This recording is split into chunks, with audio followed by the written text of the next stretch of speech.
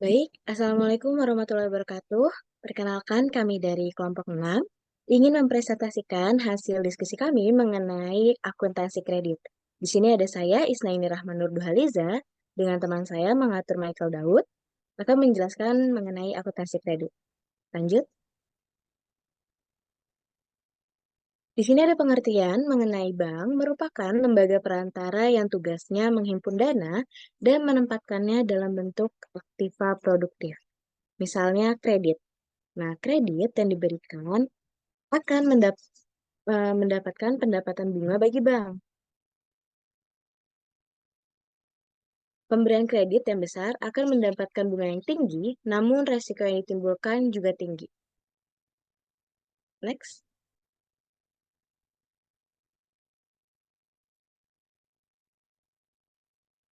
Kredit didefinisikan sebagai penyediaan uang atau tagihan yang dapat dipersamakan dengan itu, berdasarkan persetujuan pinjam-meminjam antar bank dengan pihak lain yang mewajibkan pihak peminjam untuk melunasi hutangnya setelah jangka waktu tertentu dengan jumlah bunga, imbalan, atau pembagian hasil keuntungan. Next. Di sini, bank diharuskan memantau kredit yang dikucurkan. Nah, untuk memantau kualitas kreditnya. Semakin lama jangka waktu kredit, maka semakin besar resikonya. Hal ini berimplikasi pada pencatatan transaksi kredit dari saat perjanjian kredit, realisasi kredit, pencatatan angsuran pokok dan bunga, penyisihan penghapusan, hingga penyelamatan kredit atau restrukturisasi kredit. Next.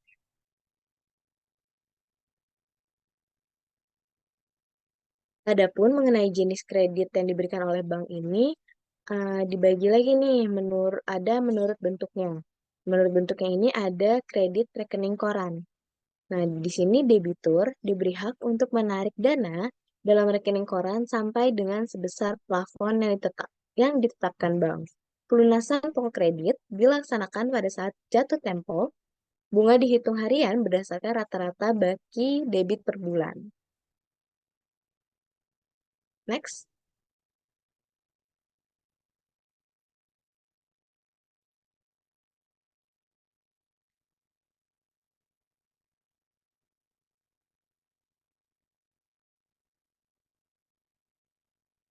Masih dalam jenis kredit yang diberikan, menurut bentuknya ini ada installment loan atau kredit yang angsuran pokok dan bunganya dilakukan secara teratur sesuai jadwal. Angsuran pokoknya ini meningkat dan angsuran bunganya menurun, sehingga totalnya konstan atau selalu sama. Next.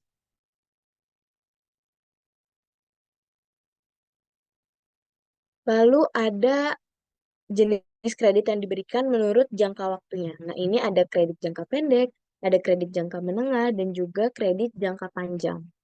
Lalu, kredit yang diberikan oleh bank ini menurut kegunaannya ada kredit modal kerja, kredit investasi, dan juga kredit konsumsi.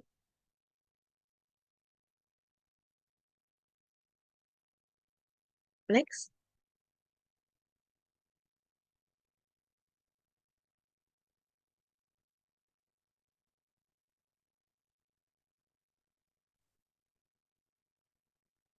Di sini ada bunga kredit, yaitu eh, bagian pertama ada mengenai bunga kredit yaitu effective rate atau pembayaran anuitas. Yang di sini sistem ini menetapkan jumlah angsuran pokok dan bunga selalu konstan. Makanya disebut anuitas. Nah, namun nominal angsuran bunga setiap periode cenderung menurun dan nominal angsuran pokok semakin meningkat.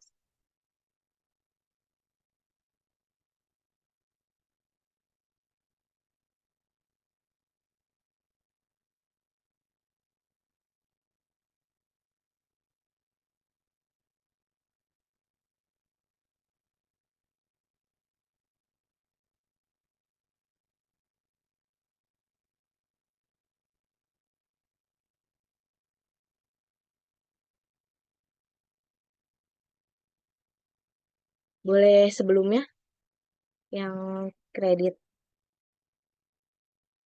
Nah, di sini.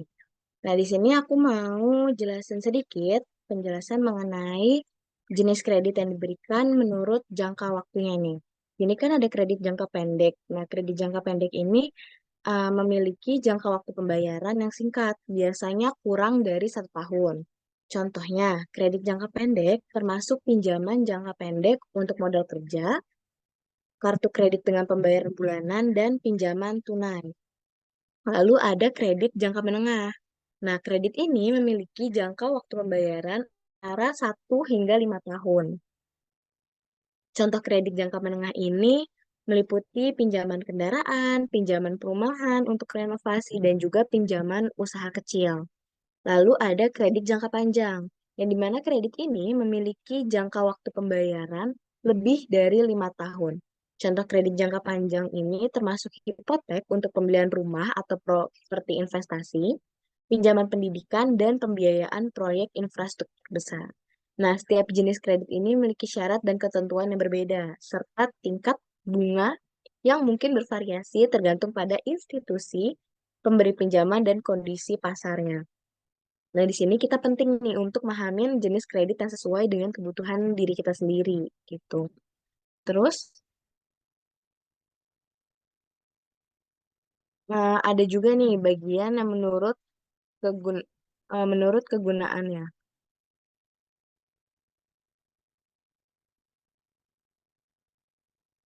Nah, di mana di sini kan ada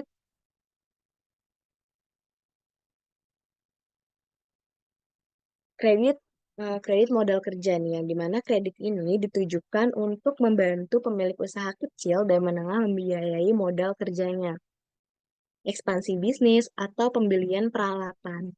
Nah, seringkali kredit modal kerja ini disesuaikan dengan kebutuhan bisnis dan memiliki jangka waktu yang fleksibel gitu. Terus ada kredit konsumsi.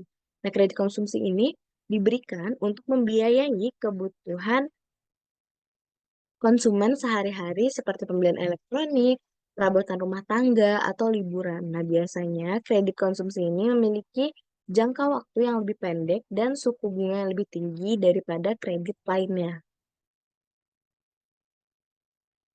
Nah, terus ada kredit investasi nih. Nah, kredit ini digunakan untuk membeli atau membangun properti seperti rumah, apartemen, atau tanah nih yang berbentuk atau investasi lainnya gitu. Biasanya kredit investasi ini memiliki jangka waktu yang panjang dan suku bunga tetap atau variabel. Nah, boleh di next.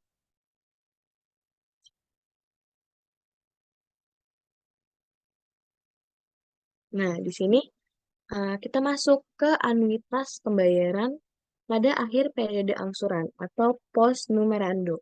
Nah, di sini kredit ini biasanya dalam bentuk kredit uang tunai, seperti kredit modal kerja, kredit investasi, kredit pegawai, dan juga dan lain-lain. Nah, di sini bisa kita ketahui ada di layar bagaimana cara menghitung kredit anuitas pembayaran ini pada akhir periode angsuran, yaitu rumusnya A sama dengan M dikali I dibagi dengan 1 minus 1 plus I pangkat minus N. Yang dimana M ini merupakan nilai kredit dan I ini tingkat bunga, sedangkan N merupakan jangka waktu.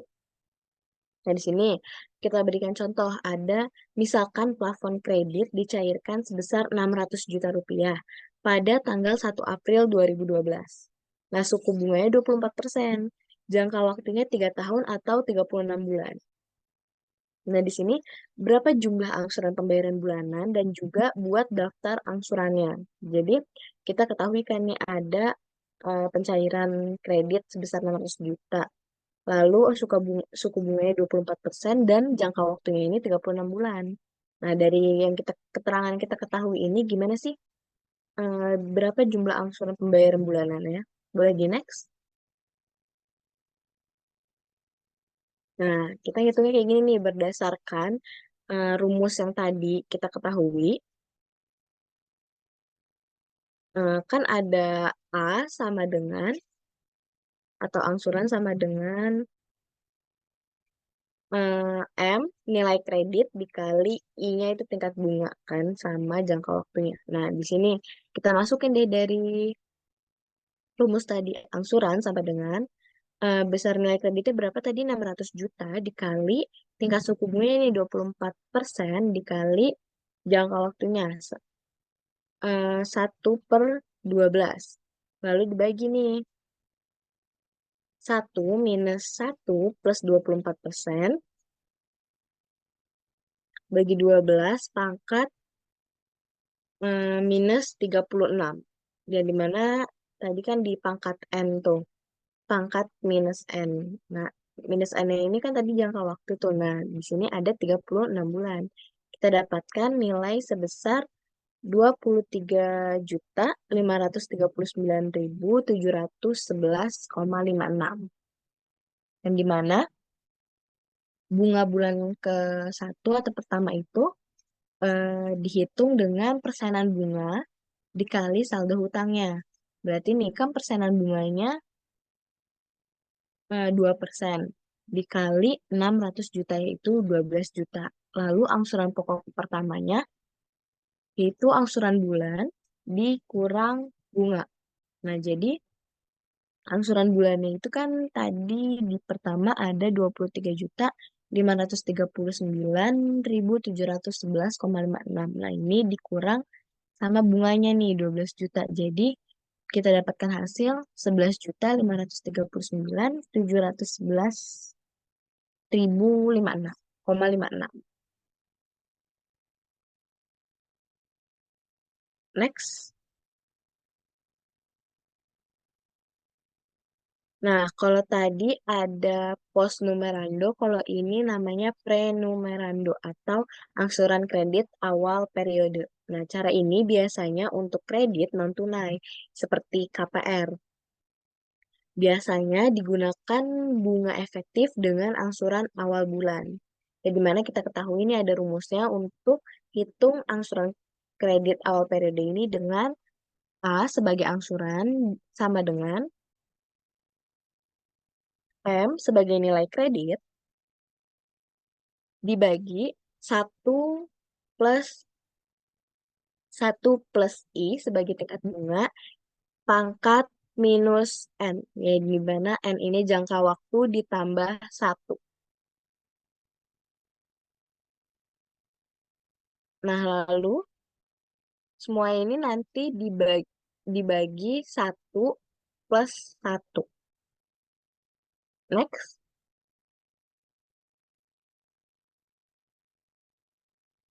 Nah, di sini ada contohnya, yaitu tanggal 1 April 2012, pembelian rumah dengan fasilitas KPR BTN.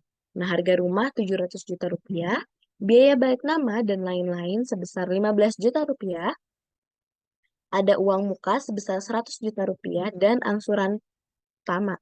Nah, jangka waktunya 3 tahun nih, atau 36 bulan, dengan bunga 24 sen. Di sini ditanya, berapa angsuran per bulannya? Gitu. Nah, di sini kita ketahui harga rumahnya 700 juta, biaya balik namanya 15 juta. Terus ada uang muka 100 juta, bunganya 24% dan jangka waktunya 3 tahun. Apa aja sih berarti yang dimasukin ke rumus dan gimana caranya ngitungnya? Nah, eh, kita bahas di slide berikutnya. Next. Nah, di sini.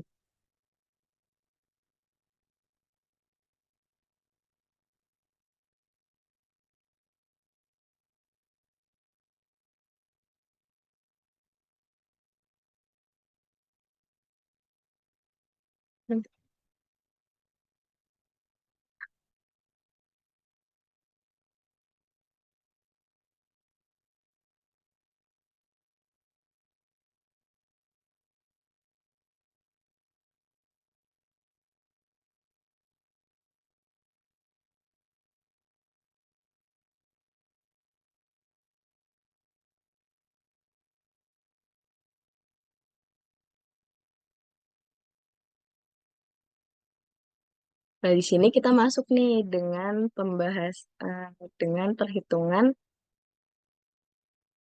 sliding rate. Nah, di sini dengan cara ini angsuran pokoknya diperhitungkan tetap, sedang bunga diperhitungkan menurun seiring dengan berkurangnya kredit.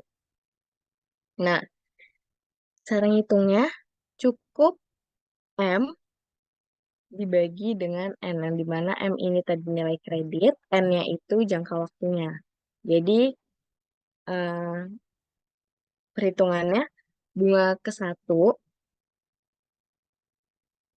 600 juta dikali 2% sama dengan 12 juta.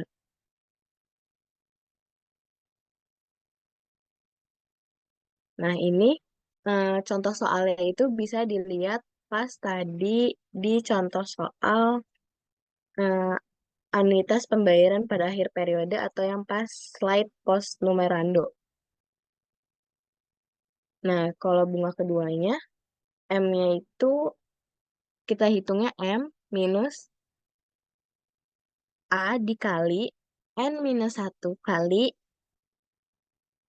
I. Yang dimana 600 juta, kita masukin nih berarti angkanya 600 juta dikurang 16,67 juta dikali 2% tingkat bunganya. Nah, kita dapatkan hasil 11.666.667.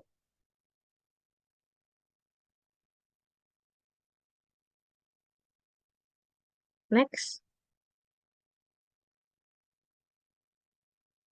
Lalu berikutnya ada perhitungan bunga kredit yaitu bunga flat. Yang dimana cara ini bunga hasil kredit itu dihitung rata sesuai jangka waktu dan nominal kredit. Umumnya, suku bunga flat eh, suku bunga flat rate ini lebih rendah dari effective rate atau sliding rate gitu.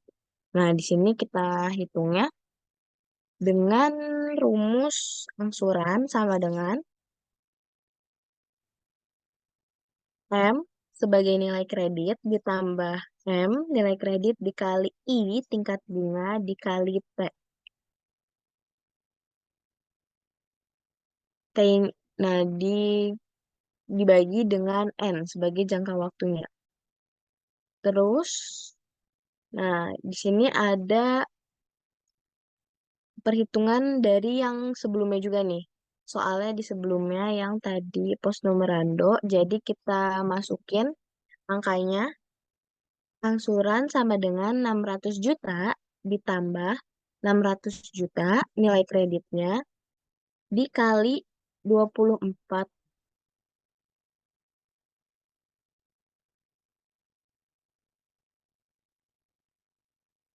dikali 24% sebagai tingkat bunganya dan dikali T, yaitu jangka waktu 3 tahun. Dalam tahun kalau yang T ini. Lalu dibagi jangka waktu N itu sebagai jangka waktu dalam bulan, yaitu 36. Udah jadi angsuran pokoknya sebesar 16.666.667 dengan bunga per bulannya itu dihitung dari 600 juta dikali 24 dikali 1/12, yaitu kita dapatkan hasil sebesar 12 juta.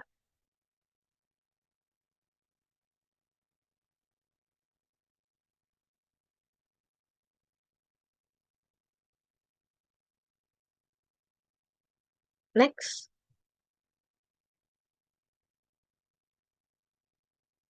Lalu di sini ada akuntansi perkreditan. Nah, akuntansi perkreditan itu apa sih? Nah, akuntansi perkreditan ini dalam pemberian kredit dibuat akad atau perjanjian kredit. Berarti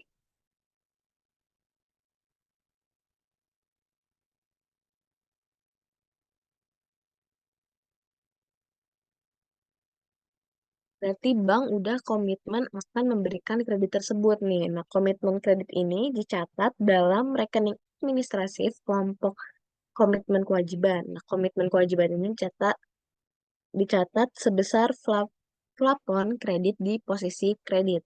Pada saat realisasi kredit, rekening komitmen ini dihapus. Jadi, akuntansi perkreditan, akuntansi perkreditan sendiri merupakan proses mencatat, mengukur, dan melaporkan transaksi keuangan yang berkaitan dengan pemberian kredit oleh suatu perusahaan atau lembaga keuangan. Ini meliputi pencatatan pemberian kredit kepada peminjam, pembayaran kembali kredit, dan pencatatan bunga serta biaya terkait lainnya. Nah, tujuannya di sini akuntansi perkreditan untuk memastikan transparansi, kepatuhan terhadap peraturan, dan pengelolaan risiko yang efektif dalam operasi pemberian kredit. Nah, hal ini mencakup penyusunan laporan keuangan seperti neraca, laporan laba rugi, dan laporan arus kas yang mencerminkan kinerja keuangan dan kondisi kredit perusahaan. Next. Adapun biaya yang dipungut bank dalam akuntansi perkreditan sendiri itu ada biaya provisi, ada biaya administrasi, biaya taksasi jaminan, biaya asuransi, dan lain-lainnya.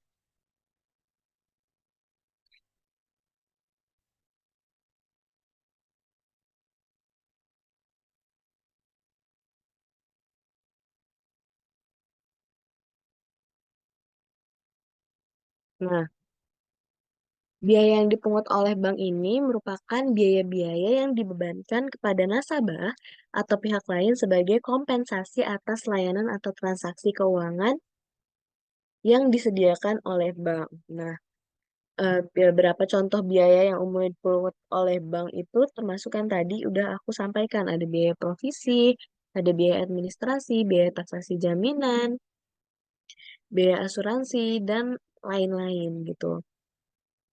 Nah, semua biaya ini dapat bervariasi tergantung pada kebijakan dan ketentuan yang berlaku di masing-masing bank. Penting bagi nasabah untuk memahami biaya-biaya ini sebelum menggunakan layanan perbankan untuk menghindari kejutan biaya yang tidak diinginkan. Next. Nah, berikutnya nih kita bakal eh, ada beberapa contoh soal yang akan dibahas oleh teman saya mengatur Michael Daud. Silakan.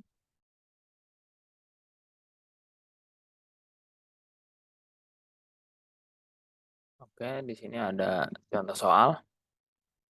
Soalnya itu tanggal 25 April 2012, Anita mengajukan permohonan kredit kepada Bank Musi sebesar 50 juta rupiah. Aplikasi kredit disetujui tanggal 1 Mei 2012. Jangka waktunya 5 tahun dan bunganya 20%. Biaya provisi dan komisi 0,25%. Kemudian biaya materai 10.000, biaya penggantian barang cetakan 5.000, biaya administrasi 10.000, biaya notaris dan PPAT sebesar 300.000, biaya asuransi kredit sebesar 10.000,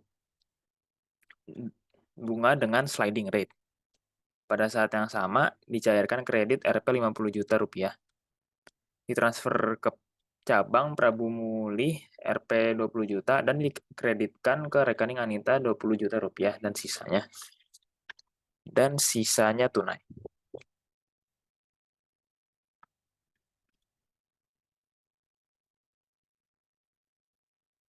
Oke, jadi di sini untuk menjawabnya, pertama ada buat tabel.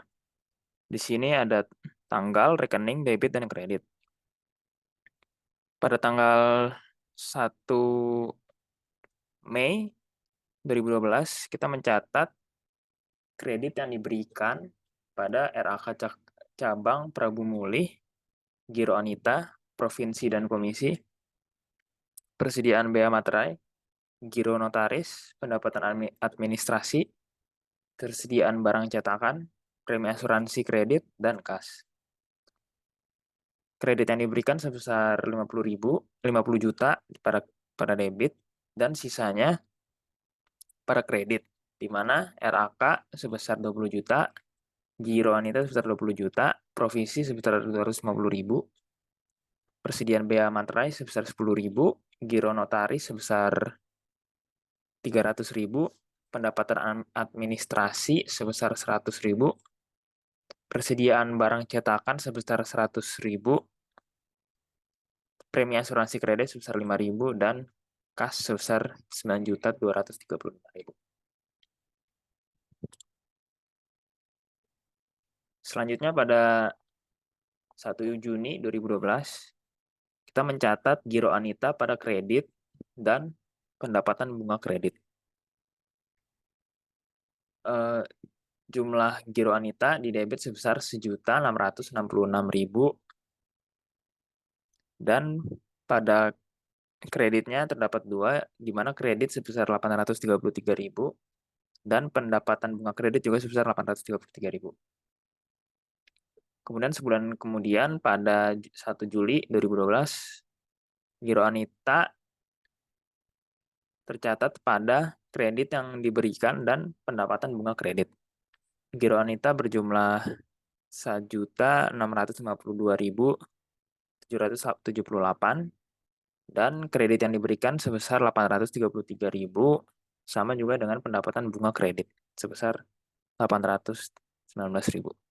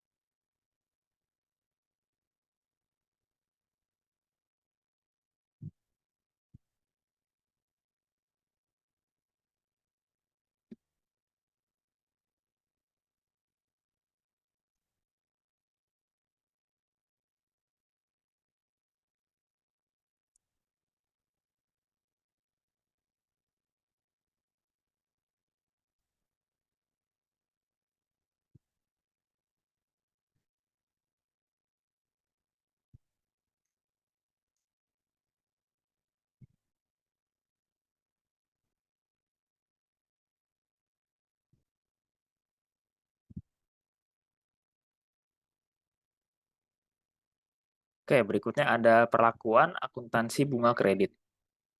Perlakuan akuntansi bunga kredit tergantung kualitas kredit. Bila kredit lancar, bank dapat menerapkan accrual basic. Artinya, bank dapat mencatat pendapatan bunga pada saat pelaporan. Bunga yang belum jatuh tempo dicatat sebagai piutang bunga. Namun bagi kredit yang bermasalah atau DPK, kurang lancar atau diragukan dan macet, maka pendapatan bunga diperlakukan sebagai cash basic. Dengan demikian, pendapatan bunga yang belum dibayar debitur dicatat dalam rekening administratif kontingensi tanggihan.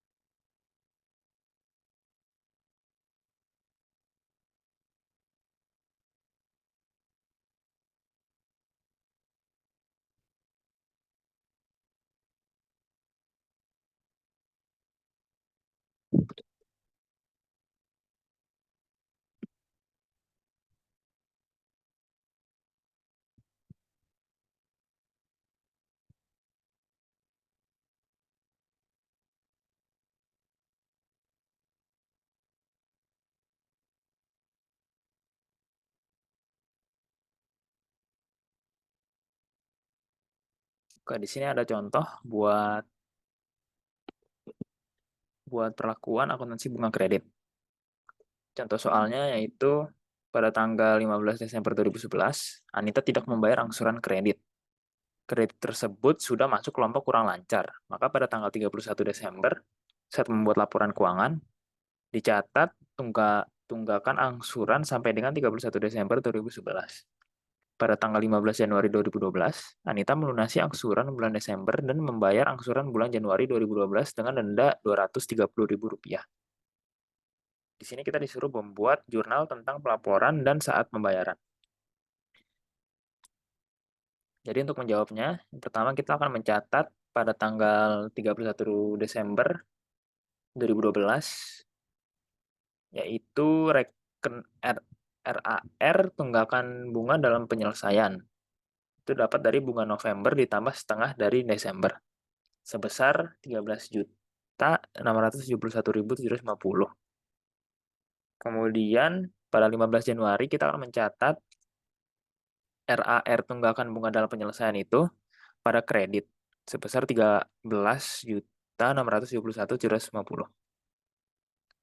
Kemudian ada lagi pada tanggal buat 15 Januari, yaitu kas pada kredit yang diberikan, pendapatan bunga, dan pendapatan lain-lainnya atau penalti. Di sini besar kas sebesar 44.329.315. Kemudian kredit yang diberikan pada bagian kredit sebesar 26.251.090. Kemudian untuk pendapatan bunga yaitu sebesar 18.078.624 dan pendapatan lain-lainnya atau penalti sebesar 230.000.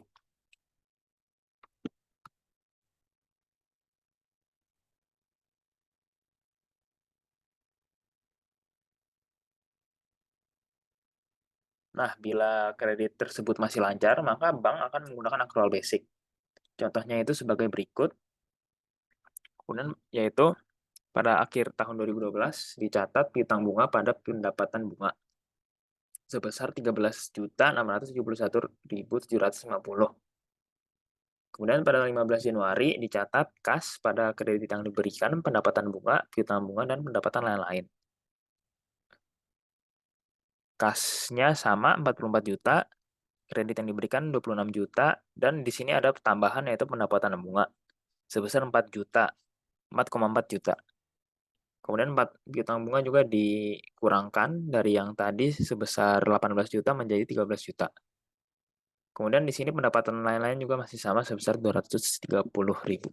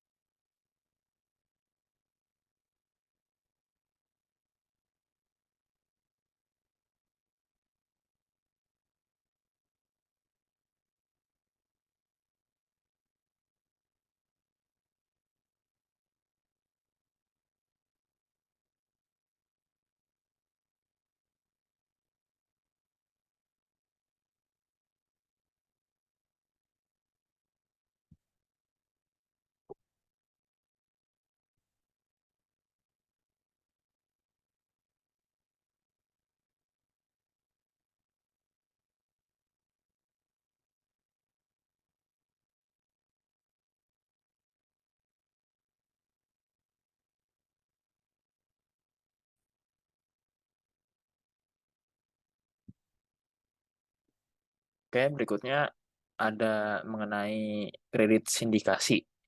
Kredit sindikasi disebut sebagai pembiayaan bersama dan dilakukan oleh kantor pusat dan melibatkan beberapa bank. Contoh lainnya adalah konsorsium dan co-financing. Konsorsium adalah kerjasama pembiayaan di antara bank-bank pemerintah dalam pemberian kredit investasi dan eksploitasi yang diatur oleh bank induk dan terdiri dari bank-bank pemerintah sebagai anggota.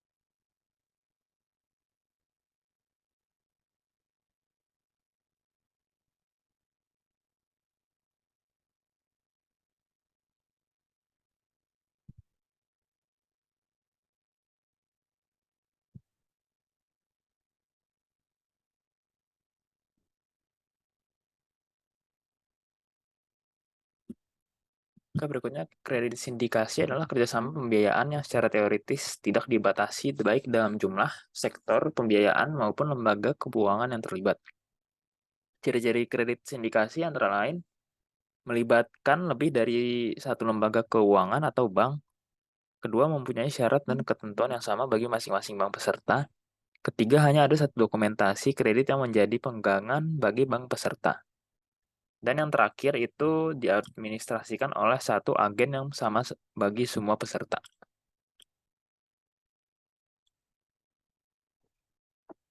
Oke, di sini ada contoh soal, yaitu untuk membiayai proyek PT ABC, Bank A sebagai koordinator menjalin kerjasama dengan Bank B, C, dan D. Kemudian pembiaya Rp 100 miliar rupiah, jangka waktu 2 tahun. Pelimpahan dana melalui BI atau clearing antar bank dengan ketentuan bank peserta, share, dan bunga. Yang pertama itu Bank A mempunyai share 20 miliar dengan bunga 19%, Bank B mempunyai share 10 miliar dengan bunga 20%, Bank C mempunyai share 30 miliar dengan bunga 20%, dan Bank D bershare 40 miliar dengan bunga 18%.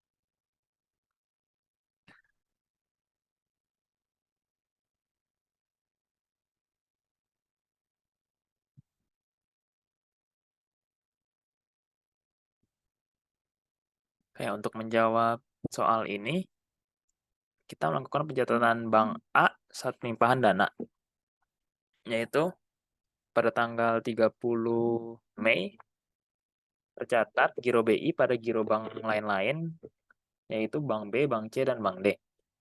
Giro BI bertambah di debit sebesar 80 miliar.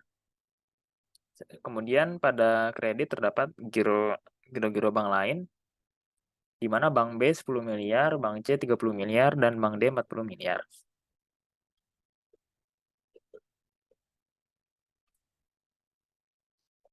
Kemudian berikutnya itu ada bunga yang dibebankan kepada debitur. Untuk Bank A yang mempunyai share 20 miliar, kemudian bobotnya itu 0,20.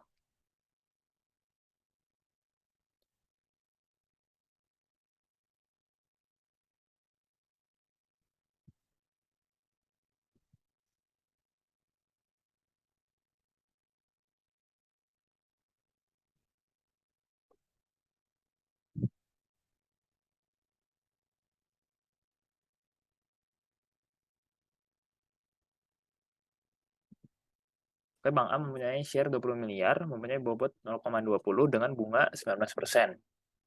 Kemudian di sini ada bunga tertimbang untuk Bank A sebesar 3,8% didapat dari bobot dikalikan dengan bunga individual. Kemudian untuk Bank B yang mempunyai share 10 miliar dan bobotnya 0,0, 0,10, dan dengan bunga individual sebesar 20%, kita kalikan bobot dengan bunga individual mendapat bunga tertimbang 2%. Kemudian untuk Bank C 30 miliar share, bobot 0,3, bunga 20%, kita kalikan lagi dengan bobot, sehingga mendapat bunga tertimbang 6%. Dan yang terakhir Bank D, share 40 miliar, bobot 0,4, dan bunga 18% dikalikan mendapat bunga tertimbang 7,2%. Kita jumlahkan semuanya untuk share, bobot, dan bunga tertimbang, sehingga total share-nya menjadi 100 miliar.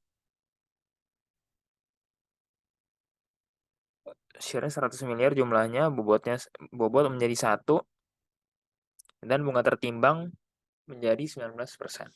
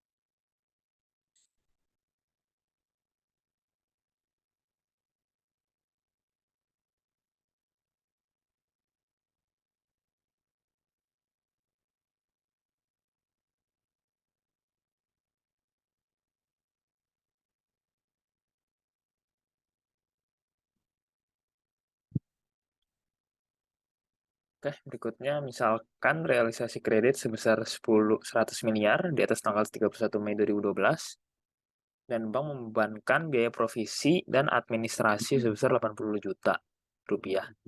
Kemudian biaya asuransi sebesar 200 juta rupiah, bunga sliding rate jangka waktu 22 tahun dibayar tiap akhir bulan. Pencairan langsung dikredit ke rekening giro PT ABC. Oke, di sini ada pencatatan oleh Bank A, yaitu kredit yang diberikan pada giro PT ABC, pendapatan provisi dan administrasi, dan premi asuransi kredit.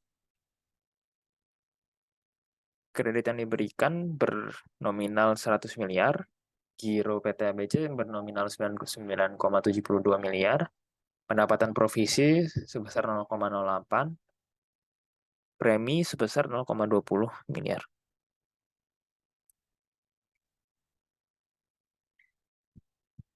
Kemudian di sini ada pelimpahan pendapatan provinsi.